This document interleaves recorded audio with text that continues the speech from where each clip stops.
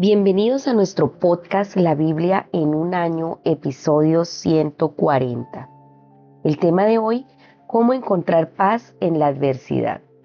Los seguidores de Jesús se han enfrentado a la adversidad, la oposición y la persecución durante 2000 años. En algunos de los países que Pipa y yo hemos visitado a lo largo de los años, dice el pastor Nicky Gumbel, los cristianos han padecido persecuciones físicas. En nuestra época no sufrimos persecución física en Occidente. Sin embargo, al ver algunos de los mensajes emergentes que salen de aquellos con la intención declarada de erradicar la fe, está claro que la agresión y la vehemencia de los ataques pueden aumentar. La oposición está por venir. Aquellos que desean vivir piadosamente en Cristo Jesús serán perseguidos, dice 2 de Timoteo capítulo 3, verso 12.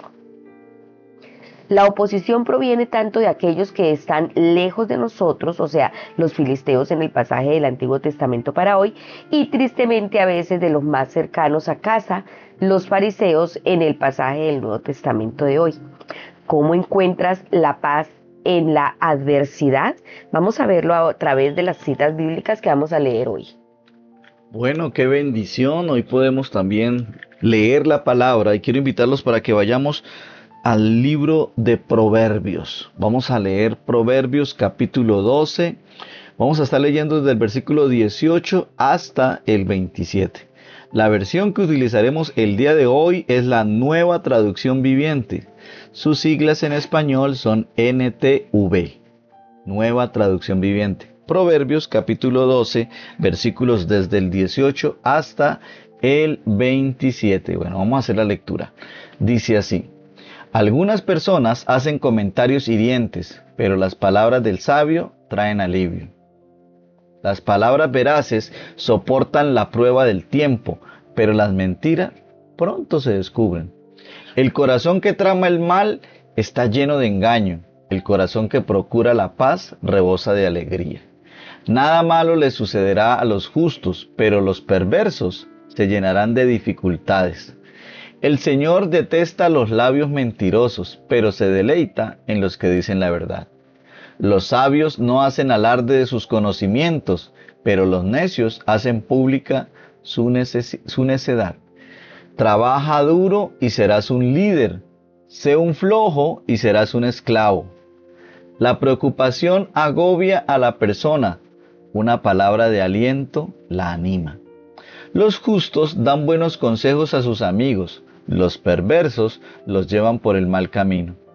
Los perezosos ni siquiera cocinan la presa que han atrapado.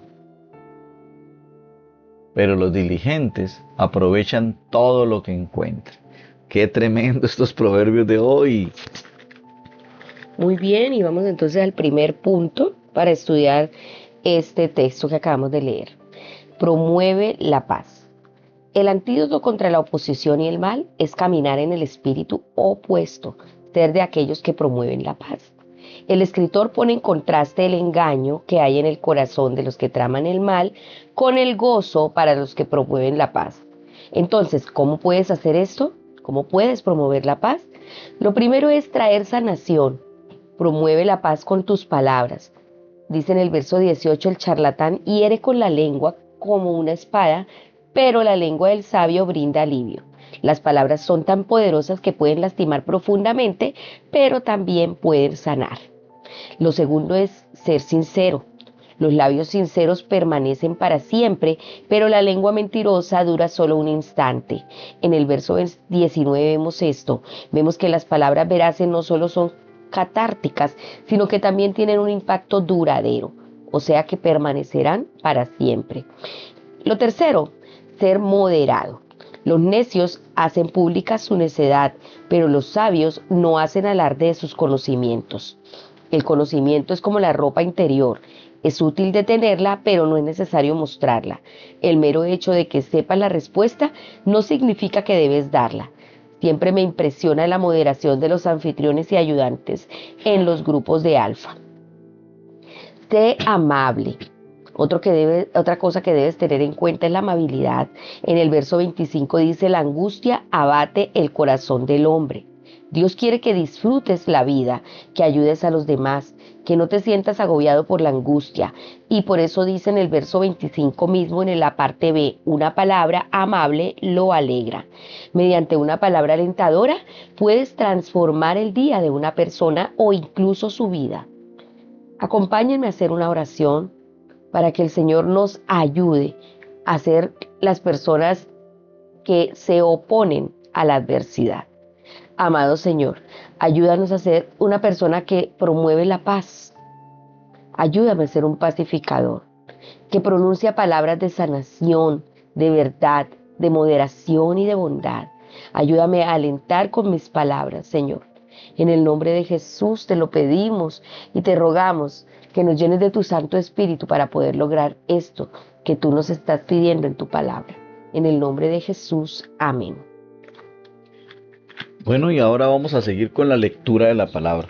Quiero invitarte que te desplaces o vayas a San Juan capítulo 11. San Juan capítulo 11.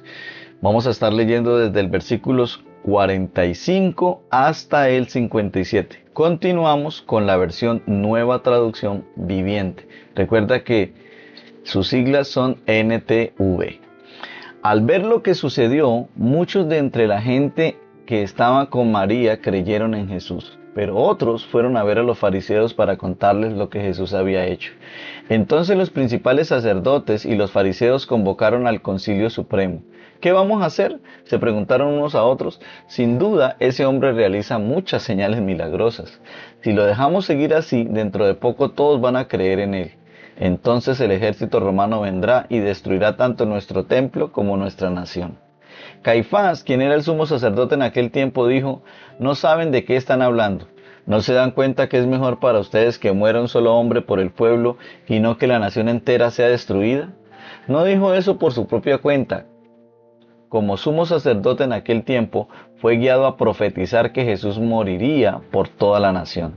Y no solo por esa nación, sino también moriría para congregar y unir a todos los hijos de Dios dispersos por el mundo. Así que a partir de ese momento, los líderes judíos comenzaron a conspirar para matar a Jesús. Como resultado, Jesús detuvo su ministerio público entre la gente y salió de Jerusalén. Fue a un lugar cercano al desierto, a la aldea de Efraín, y se quedó allí con sus discípulos. Ya faltaba poco para la celebración de la Pascua judía, y mucha gente de todo el país llegó a Jerusalén varios días antes para participar de la ceremonia de purificación previa al comienzo de la Pascua. Seguían buscando a Jesús, pero mientras estaban en el templo se decían unos a otros: ¿qué les parece? No vendrá para la Pascua, ¿verdad? Mientras tanto, los principales sacerdotes y los fariseos habían dado órdenes públicamente de que cualquiera que viera a Jesús avisara enseguida para que ellos pudieran arrestarlo. ¡Wow! Bueno, el segundo punto que vamos a tocar en este momento es: vive en paz. Dios es soberano. Él usa incluso las peores cosas para bien. Lo vemos claramente en la cruz, la peor de las maquinaciones de la historia, la tortura y el asesinato del inocente Hijo de Dios, fue usada por Dios para traer la salvación a toda la raza humana. Siendo así, puedes vivir en paz, confiando en que Dios usará para bien incluso las peores cosas a las que te enfrentes en la vida, como lo dice Romanos 8:28. Jesús afrontó las conspiraciones malévolas aparentemente causadas por la envidia. La envidia es un pecado al que es propensa la gente religiosa. La gente tenía envidia de Jesús porque tenía tantos seguidores y parecía tener más éxito que los líderes religiosos. Por envidia, los jefes de los sacerdotes y los fariseos convocaron una reunión del consejo, como lo dice Juan 11:47. El Consejo era el Tribunal Supremo de la Nación. Comprendía 71 miembros, incluyendo al sumo sacerdote. Los jefes de los sacerdotes eran la mayoría y los fariseos una minoría influyente. Ellos preguntaron: ¿qué vamos a hacer? Fue una muy buena pregunta. Tenían envidia de la popularidad de Jesús y conspiraron para quitarle la vida. Ellos querían hacer el mal, mientras que Dios pretendía hacer el bien. Caifás profetizó: les conviene más que muera un solo hombre por el pueblo y no que perezca toda la nación. Dios es capaz de hablar a través de un agente involuntario. Juan comenta, pero esto no lo dijo por su propia cuenta, sino que como era sumo sacerdote ese año, profetizó que Jesús moriría por la nación judía y no solo por esa nación, sino también por los hijos de Dios que estaban dispersos para congregarlos y unificarlos. Lo acabamos de leer en los versos 51 y 52. Tal vez porque él sabía de la conspiración en su contra, Jesús ya no andaba públicamente, sino que salió de la región, se quedó con sus discípulos. Pero este no era el final de la oposición a la que Jesús se enfrentaba. La oposición de Judas tuvo que ser lo más doloroso de todo. Cuando María derrama el perfume sobre los pies de Jesús, Judas reprocha. ¿Por qué no se vendió este perfume? Reprocha a él. ¿Por qué no se vendió este perfume que vale muchísimo dinero para dárselo a los pobres? Esta es a primera vista una objeción perfectamente válida, pero leemos, dijo esto no porque se interesara de los pobres. Seguramente tuvo que ser muy desazonador para Jesús que su amigo y discípulo Judas estuviera robando dinero de las ofrendas hechas por los generosos donantes de Jesús y sus discípulos. También lo podemos leer en Lucas 8, del 2 al 3. Jesús simplemente responde a la objeción de Judas. A los pobres simplemente siempre los tendrán con ustedes, pero a mí no siempre me tendrán. Vamos a leerlo en Juan capítulo 12. Bueno, hoy de manera diferente vamos a hacer la lectura también. Vamos a continuar en San Juan capítulo 12, versículos del 1 al 11. Sí, también continuamos en la Nueva Traducción Viviente. Jesús es ungido en Betania. 6 días antes de que comenzara la celebración de la Pascua, Jesús llegó a Betania, a la casa de Lázaro, el hombre a quien él había resucitado. Prepararon una cena en honor de Jesús. Marta servía y Lázaro estaba entre los que comían con él. Entonces María tomó un frasco con casi medio litro de un costoso perfume preparado con esencia de nardo. Le ungió los pies a Jesús y le secó con sus propios cabellos. La casa se llenó de la fragancia del perfume. Sin embargo, Judas Iscariote, el discípulo que pronto lo traicionaría, dijo, ese perfume valía el salario de un año, hubiera sido mejor venderlo para dar el dinero a los pobres. No es que a Judas le importaran los pobres, en verdad era un ladrón, y como estaba a cargo del dinero de los discípulos, a menudo robaba una parte para él. Jesús respondió, déjala en paz, esto lo hizo en preparación para mi entierro. Siempre habrá pobres entre ustedes, pero a mí no siempre me tendrán. Cuando toda la gente se enteró de que Jesús había llegado, corrieron en masa para verlo a él, y también a Lázaro, el hombre al que Jesús había resucitado de entre los muertos. Entonces los principales sacerdotes decidieron matar a Lázaro también, ya que a causa de él, mucha gente los había abandonado a ellos, y ahora creían en Jesús. Señor, tremendo lo que causa la envidia. Bueno, seguimos entonces en este estudio de Juan y Jesús ciertamente no alentaba a quedarnos de brazos cruzados con respecto a los pobres. El hecho de que nunca llegaremos a erradicar la pobreza en el mundo no significa que no debamos intentarlo. A fin de cuentas, la compasión por los pobres fue central en el ministerio de Jesús. Más bien, Jesús estaba dirigiendo la atención de sus discípulos hacia la importancia de lo que María había hecho. Esto es, derramar el perfume a sus pies. Mientras todo esto estaba sucediendo, los planes contra Jesús se estaban moldeando. La envidia puede llevar al asesinato. No solo tramaron quitarle la vida a Jesús, sino que también hicieron planes de matar a Lázaro, pues estaba llevando a mucha gente a la fe.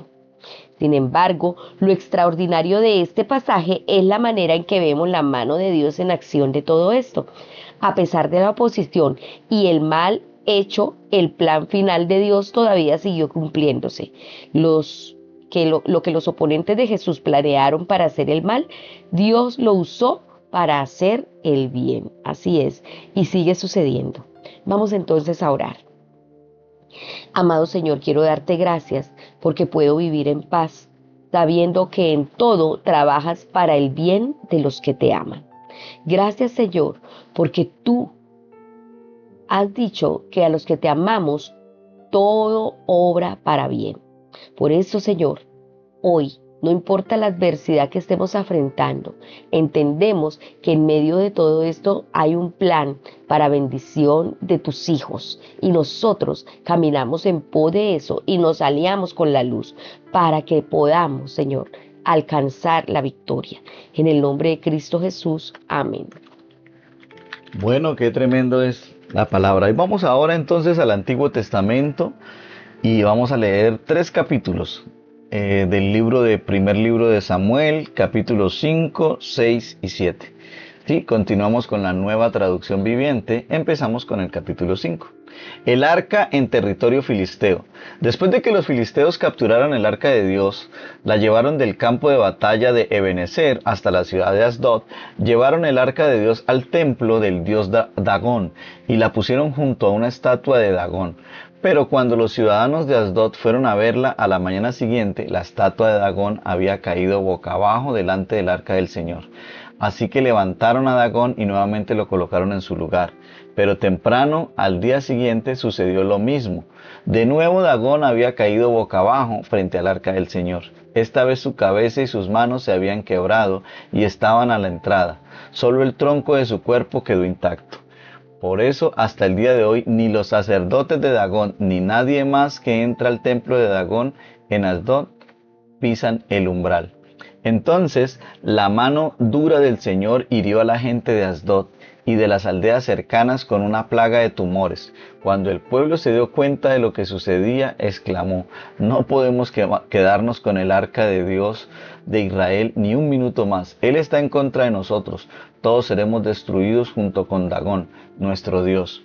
De modo que convocaron a los gobernantes de las ciudades filisteas y les preguntaron: ¿qué debemos hacer con el arca del Dios de Israel? Los gobernantes deliberaron y contestaron: trasládenla a la ciudad de Gat.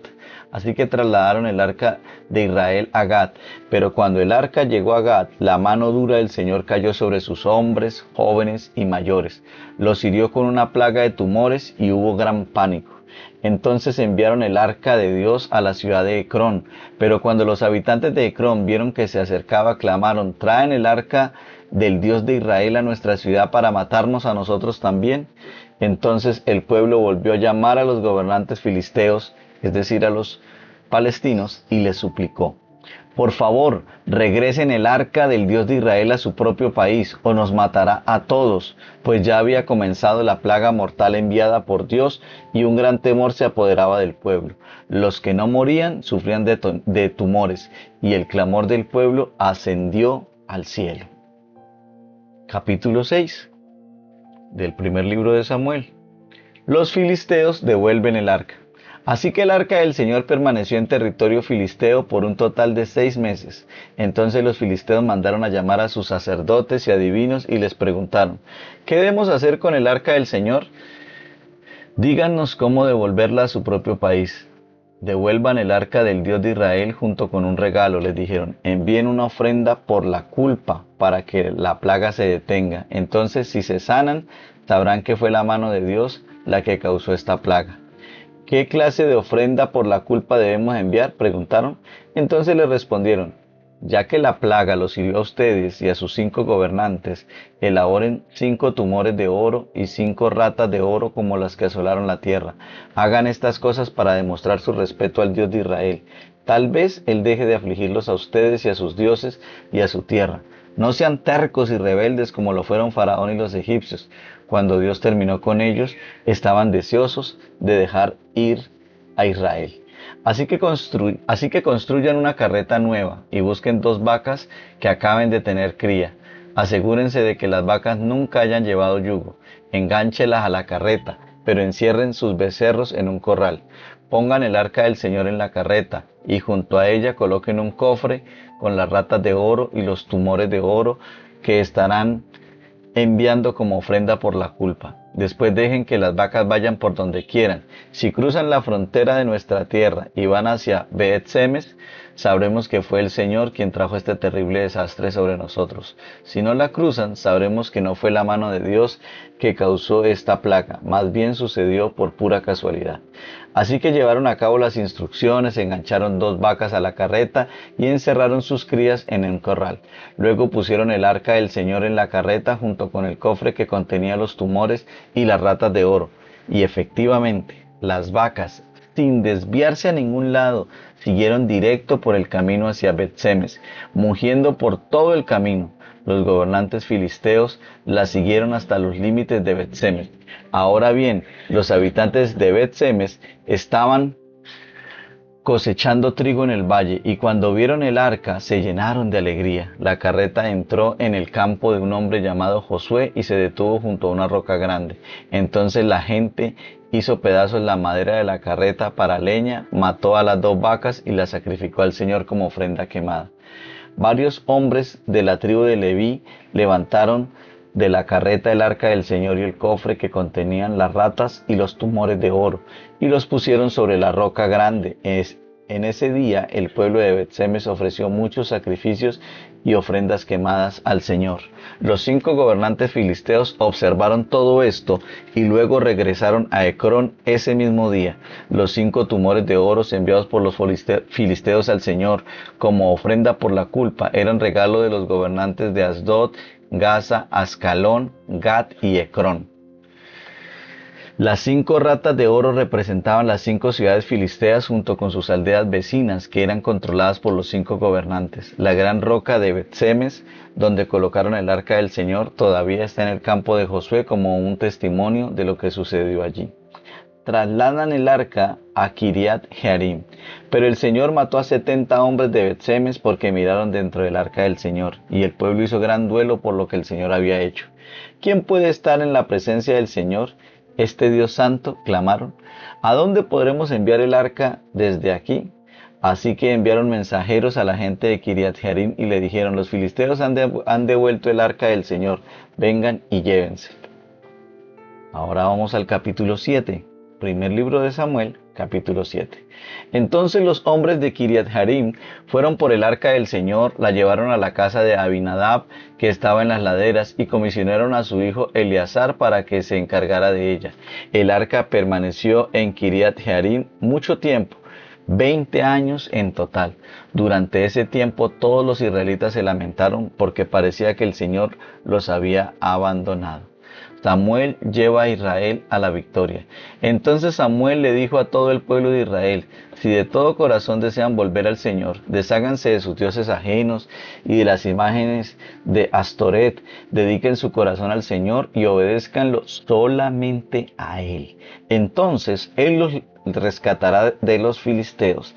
Así que los israelitas se deshicieron de todas sus imágenes de Baal y de Astoret y adoraron únicamente al Señor. Después Samuel les dijo: reúnan a todo Israel en Mizpa y yo oraré al Señor por ustedes. De manera que se reunieron en Mizpa y en una gran ceremonia sacaron agua de un pozo y la derramaron delante del Señor. Asimismo no comieron durante todo el día y confesaron que habían pecado contra el Señor. Fue en Mizpa donde Samuel se convirtió en juez de Israel. Cuando los gobernantes filisteos se enteraron de que Israel se había reunido en Mizpa, movilizaron a su ejército y avanzaron. El miedo invadió a los israelitas cuando supieron que los filisteos se acercaban. No dejes de rogarle al Señor nuestro Dios que nos salve de los filisteos, le suplicaron a Samuel. Entonces Samuel tomó un cordero y lo ofreció al Señor como ofrenda quemada entera. Rogó al Señor que ayudara a Israel y el Señor le contestó. Entonces, justo en el momento en que Samuel sacrificaba la ofrenda quemada, llegaron los filisteos para atacar a Israel. Pero ese día el Señor habló con una poderosa voz de trueno desde el cielo y causó tal confusión entre los filisteos que los israelitas los derrotaron. Los hombres de Israel los persiguieron desde Mizpa hasta un lugar abajo de Bet-Car, matándolos a lo largo del camino. Tremendo. Luego Samuel tomó una piedra grande y la colocó entre las ciudades de Mizpa y Gesana. La llamó Ebenezer, que significa la piedra de ayuda, porque dijo: hasta aquí el Señor nos ha ayudado. De modo que los filisteos fueron sometidos y no volvieron a invadir a Israel por algún tiempo. Y durante toda la vida de Samuel, la mano poderosa del Señor se levantó contra los filisteos. Entonces fueron restituidas a Israel las aldeas cercanas a Ecrón y Gat, que los filisteos habían tomado junto con el resto del territorio que habían tomado de Israel. Y en esos días hubo paz entre los israelitas y los amorreos. Samuel continuó como juez de Israel por el resto de su vida. Cada año hacía un recorrido y establecía su tribunal, primero en Betel, luego en Gilgal y después en Mizpa.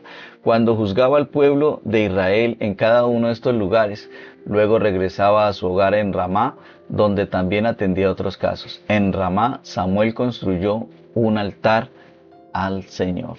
¡Wow! ¡Qué tremendo la palabra de hoy! Bueno, y el tercer punto es orar pidiendo paz. Dios nunca olvida una sola oración que hayas hecho. Aunque tú la puedas olvidar, pueden sucederte cosas hoy que sean resultado de oraciones que hiciste hace años y ya has olvidado. Pero Dios todavía está trabajando en ellas en su tiempo. Sigue acumulando oraciones. La nación perseverante siempre triunfa. En el Antiguo Testamento, el Arca de Dios era el lugar donde Dios estaba supremamente presente y era el lugar de la gloria de Dios. Ayer leíamos, se han llevado la gloria de Israel. El Arca de Dios ha sido capturada, lo vimos en el capítulo 4:22 el día de ayer. A veces tenemos que esperar mucho tiempo para que el Señor actúe y responda a nuestras oraciones. Durante mucho tiempo pasaron 20 años y todo el pueblo de Israel buscaba con ansiedad al Señor. Cuando oramos durante una semana creemos que hemos orado durante mucho tiempo, pero ellos oraron durante 20 años por su país antes de que Dios actuara. El camino de la liberación a menudo comienza cuando volvemos al Señor con todo nuestro corazón. Samuel dijo, si ustedes desean volverse al Señor de todo corazón, desháganse de los dioses extranjeros y de las imágenes de Astarte. Dedíquense totalmente a servir solo al Señor y Él los librará del poder de los filisteos. Así que los israelitas echaron fuera los ídolos de Baal y a las imágenes de Astarte y sirvieron solo al Señor. Lo primero que debes hacer en tu vida cuando estás buscando la presencia y ayuda de Dios es quitar cualquier cosa que te esté distrayendo su atención y enfoque lejos de Dios. Después de regresar al Señor, fue necesario un periodo de confesión y arrepentimiento que se manifestó mediante su ayuno. También ayunaron durante el día y públicamente confesaron, hemos pecado contra el Señor. Finalmente, la intercesión de Samuel y la persistencia en la oración durante 20 años, lo que trajo al pueblo de Dios fue la victoria. Samuel dijo, yo rogaré al Señor por ustedes. Ellos pidieron, no ceses de clamar por nosotros al Señor nuestro Dios para que nos guarde de la mano de los filisteos. Samuel clamó al Señor en favor de Israel y el Señor le respondió. Reconocían que era una respuesta asombrosa a la oración. En el verso 12 dijeron, el Señor no ha dejado de ayudarnos. Fueron liberados del poder de los filisteos y hubo paz en la tierra. Vamos a orar. Vamos a dedicar un pequeño tiempo para clamar por nuestra nación. Señor, hoy me entrego otra vez para servirte a ti solamente. Perdona mis pecados y los pecados de tu pueblo. Clamo a ti pidiéndote liberación y paz. Oro para que veamos a mucha gente en esta tierra poniendo su fe en Jesús. Te clamo, Señor, por nuestra nación. Clamamos por Colombia pidiéndote que traigas liberación, que traigas paz, que traigas, Señor, tu mano poderosa y que no dejes de ayudarnos. Te lo pedimos sabiendo que eres un Dios lleno de amor y de misericordia. En el nombre de Jesús. Amén. La pastora Pipa hace el siguiente comentario tomando Samuel 5:4.